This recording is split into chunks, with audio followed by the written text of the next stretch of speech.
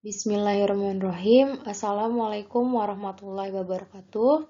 Kembali lagi di kelas matematika bersama Miss Sania. Oke, kita masuk ke bab 2. Kompetensi dasarnya. Menjelaskan dan menentukan urutan pada bilangan pecahan ya. Kemudian keterampilannya menyelesaikan masalah yang berkaitan dengan bilangan pecahan. Pecahan biasa, pecahan campuran, desimal, dan persen gitu ya. Tujuan pembelajarannya pada hari ini kalian bisa memberi contoh berbagai bentuk dan jenis bilangan pecahan. Pecahan biasa, campuran, desimal, persen, dan per mil. Kemudian kalian bisa mengubah bentuk pecahan ke bentuk yang lainnya gitu. Perbandingan bentuk desimal dan persen. Oke, kita mulai dari perbandingan. Di sini kalian bisa membandingkan suatu bagian terhadap keseluruhan atau membandingkan suatu bagian terhadap bagian yang lain gitu. Contohnya, Bu Ayu memiliki uang 50.000. Dari uang tersebut, sebesar 20.000 dibelanjakan ke pasar untuk membeli sayuran. Pertanyaannya adalah bagaimana perbandingan uang yang dibelanjakan terhadap jumlah uang seluruhnya. Oke, berarti kita cari dulu uang yang dibelanjakan itu berapa, kemudian jumlah uang seluruhnya berapa. Jumlah uangnya adalah 50.000, kemudian uang yang dibelanjakan 20.000. Jadi, perbandingan uang yang dibelanjakan terhadap jumlah uang seluruhnya yaitu 20.000. Jadi yang disebut uang yang dibelanjakannya dulu ya. Kan di sini diminta perbandingan uang yang dibelanjakan. Berarti uang yang dibelanjakannya berapa? 20.000. Kemudian baru per atau dibanding jumlah uang seluruhnya adalah 50.000. Nah, kemudian dari sini kita apakan? Kita sederhanakan sampai ke pecahan yang paling sederhana. Gitu. Kalau ada 0 gini kan mudah ya, tinggal dicoret. Atau ini artinya dibagi 10.000 gitu. Sama-sama dibagi 10.000. 20.000 dibagi 10.000 hasilnya 2. 50.000 dibagi 10.000 hasilnya 5. Jadi, perbandingan uang yang dibelanjakan terhadap jumlah uang seluruhnya adalah 2:5, gitu ya. Sekarang menyatakan bilangan bulat dalam bentuk pecahan. Jadi, setiap bilangan bulat, kita udah belajar nih bilangan bulat ada negatif, ada 0, dan ada positif. Nah, itu dapat dinyatakan dalam bentuk A per B, yang artinya adalah bentuk pecahan. Dengan A merupakan kelipatan dari B, dan A, B atau AB itu bilangan bulat positif. Oke, misal nyatakan bilangan bulat berikut dalam bentuk pecahan 4 dan 5 misalnya. Nah, 4 ini kan bilangan bulat. 4 dan 5 ini bilangan bulat ya, bilangan bulat positif. Nah, kemudian ketika kita ingin menjadikan dia dalam bentuk pecahan, berarti kan harus bentuknya A per B. Apa per apa gitu kan. Nah, coba kita dari penyebutnya satu dulu. Berarti yang menghasilkan supaya menghasilkan angka 4 berarti 4 dibagi dengan 1 hasilnya 4 gitu ya. Jadi 4 ini kelipatan dari 1. Nah, terus kalau 2 gimana? Supaya hasilnya 4 berarti 8. Atau kita menghitungnya 2 dikali 4 gitu boleh. 1 dikali 4 hasilnya nanti 4. 4 dibagi 1, 4. 8 dibagi 2, 4. Kalau misalnya kita mau penyebutnya 3, bagaimana? Berarti suatu angka dibagi 3 hasilnya 4 gitu kan? Atau 3 dikali 4 hasilnya berapa? Kemudian kita peroleh 12. Kalau di sininya mau penyebutnya 4, berarti di sini berapa?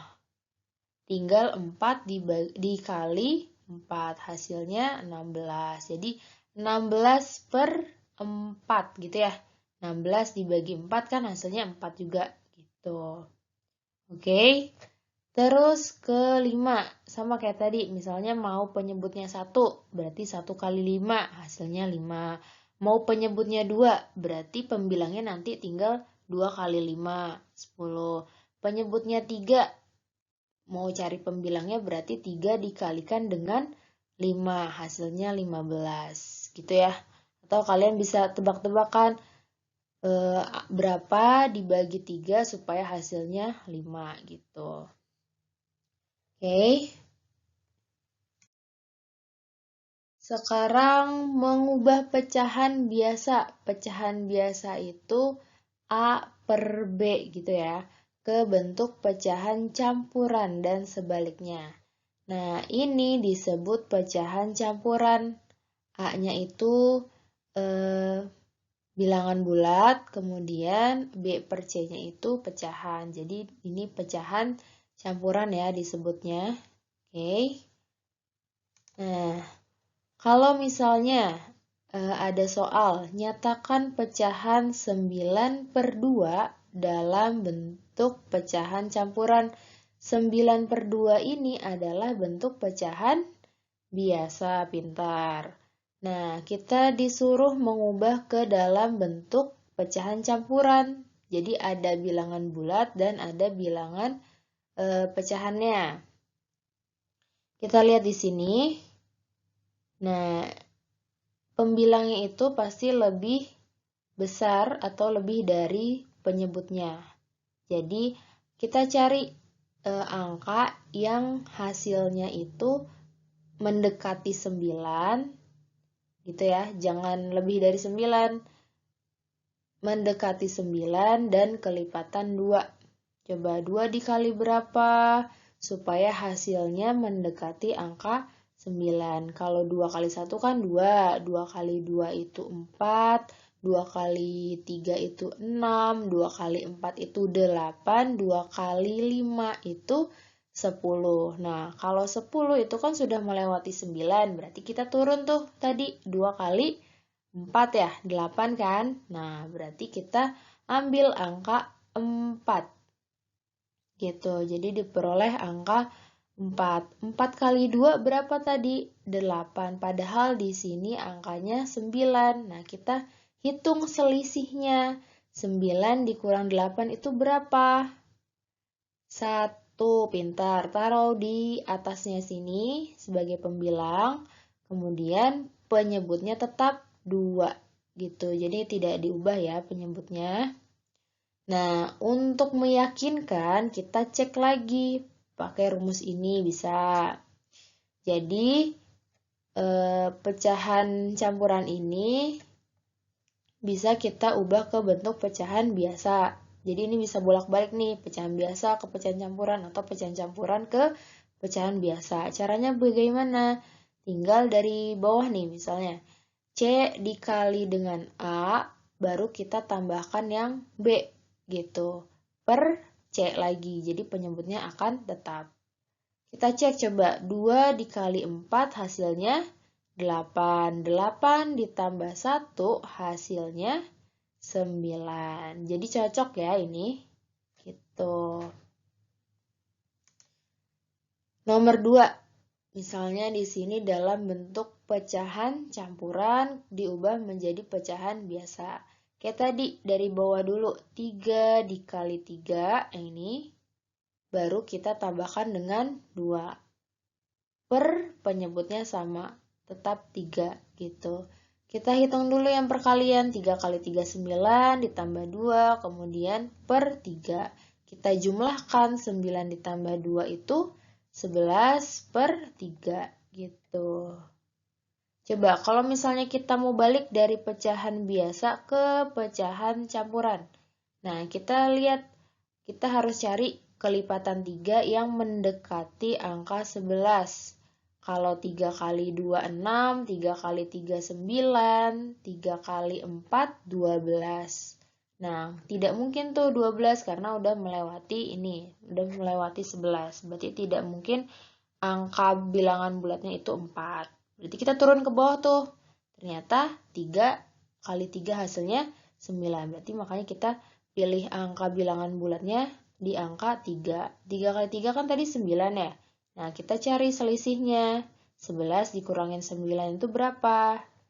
Dapat 2. Udah deh, jadinya 3, 2/3 gitu ya.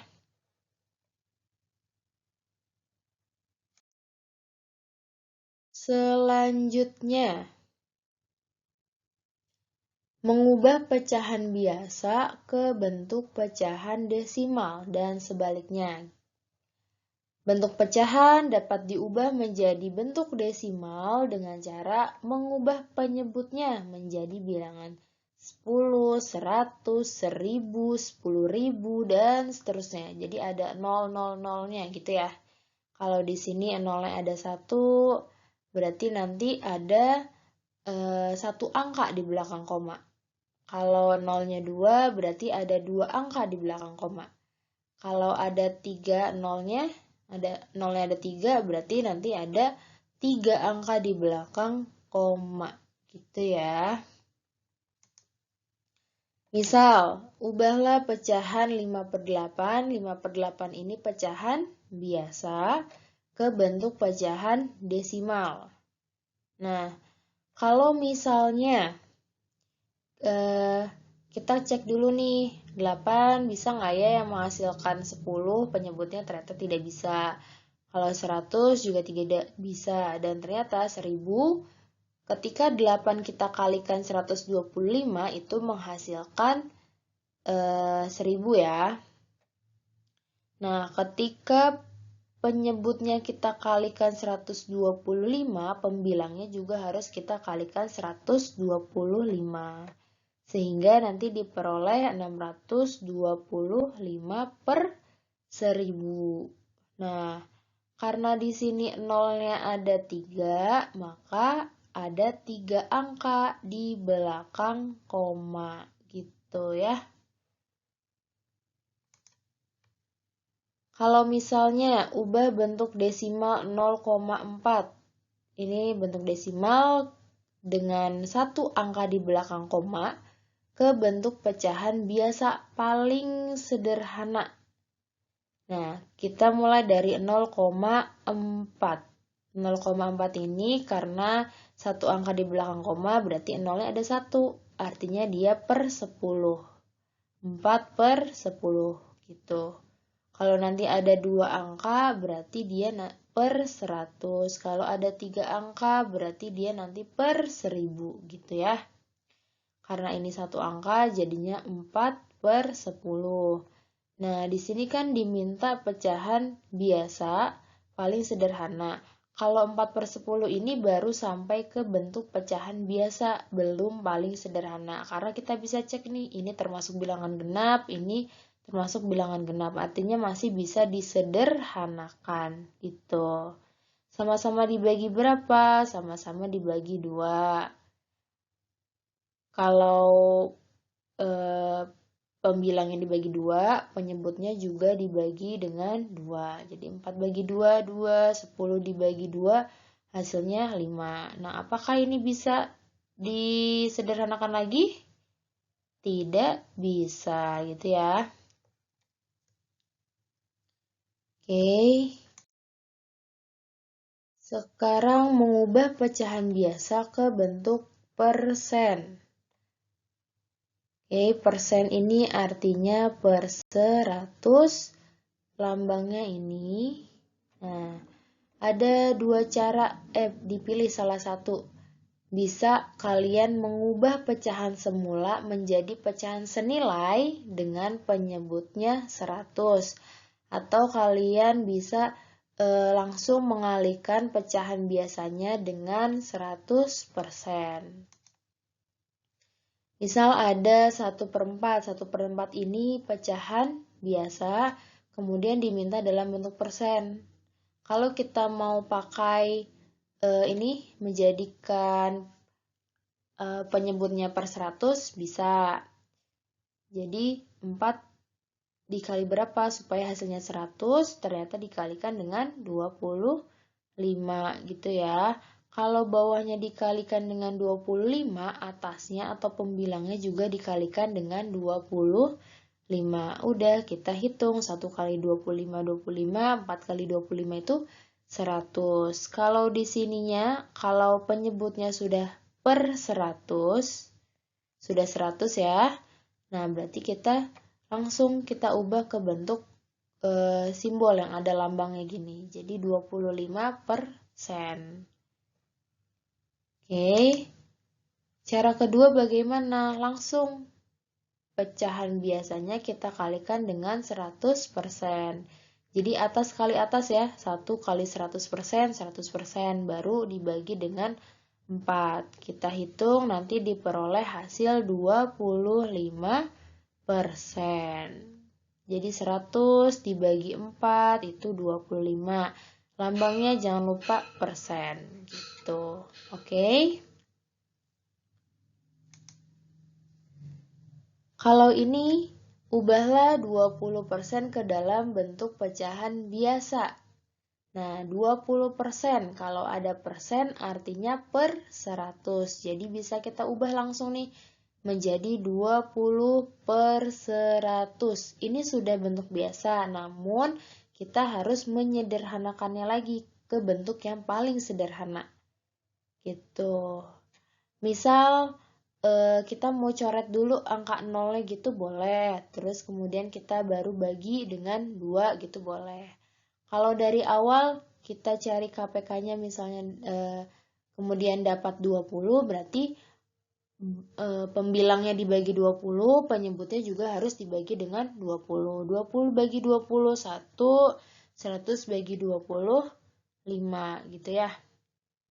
Kalau tadi mau dicoret 0-nya berarti sisanya kan 2/10. Nanti sama-sama dibagi 2. 2 bagi 2, 1. 10 bagi 2, 5 gitu ya.